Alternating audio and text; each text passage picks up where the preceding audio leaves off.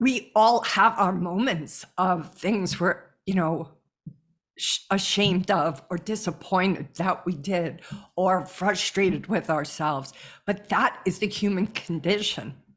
And, I hate that word shame because I do feel so many times shame is what keeps us from sharing the honesty of what our journey has been. But it's the sharing of that vulnerability that allows other people to be like, oh shit, I'm not the only one, because all of us have these moments, and yet nobody, or rarely, at least in this industry, talks about those moments. So it's not because that's the place that anybody ever stays, but it's like I believe will just heal a lot of traders who have faced such, painful moments themselves, to not maybe feel as isolated or as if they're the only ones. Like, Well, that's obviously, it. her friend had to have felt that way. He wouldn't have ended his life if he didn't feel like so overcome with shame, right?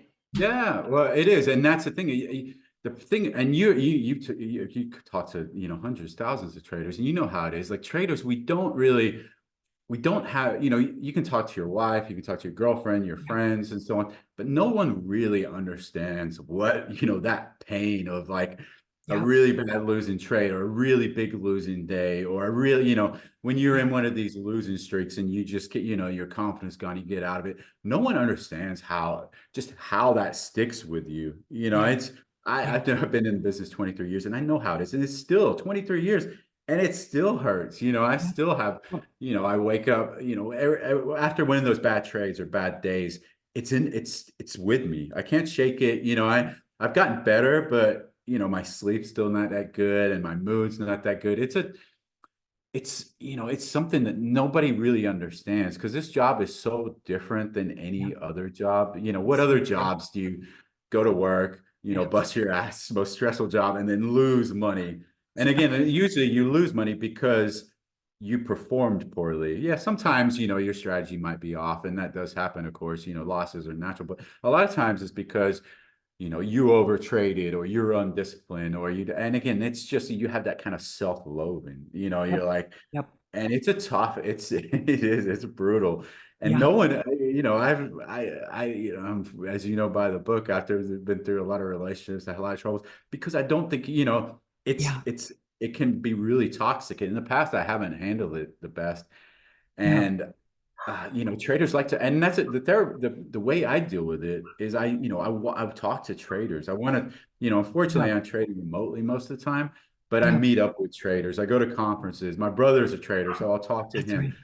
That's right. It's, it's therapeutic to just know how Yes. other, because Yes. other, you want support. And that's what I hope to do through this book. So people can go, Yeah. oh, wow, you know, I'm not the only one. Look at this guy. That's right. This guy, That's right.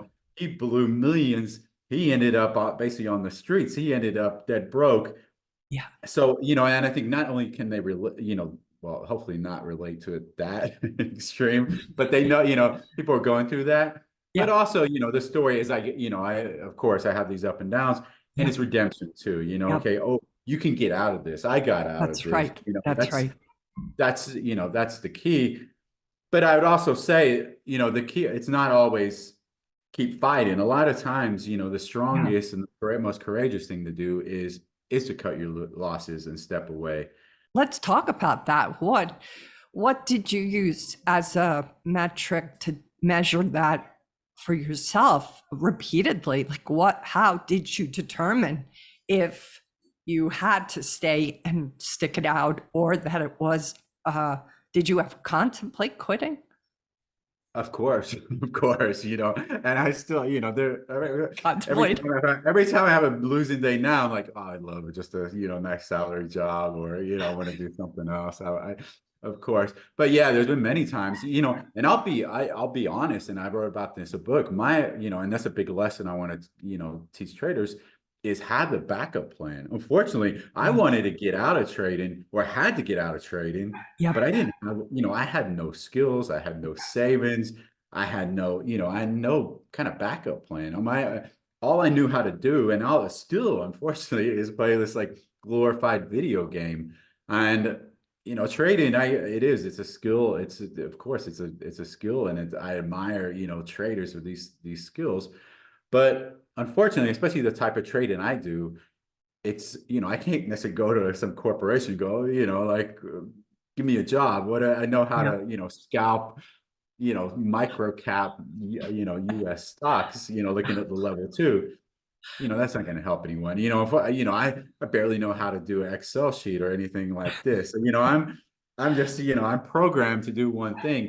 And that was a big error. And I suggest, I plead Okay. with, before any trader gets in the business, Yes. make sure you have a backup plan. It could be, a lot of savings. Great It could idea. be skills. It could Yeah. be, some job on the back burner.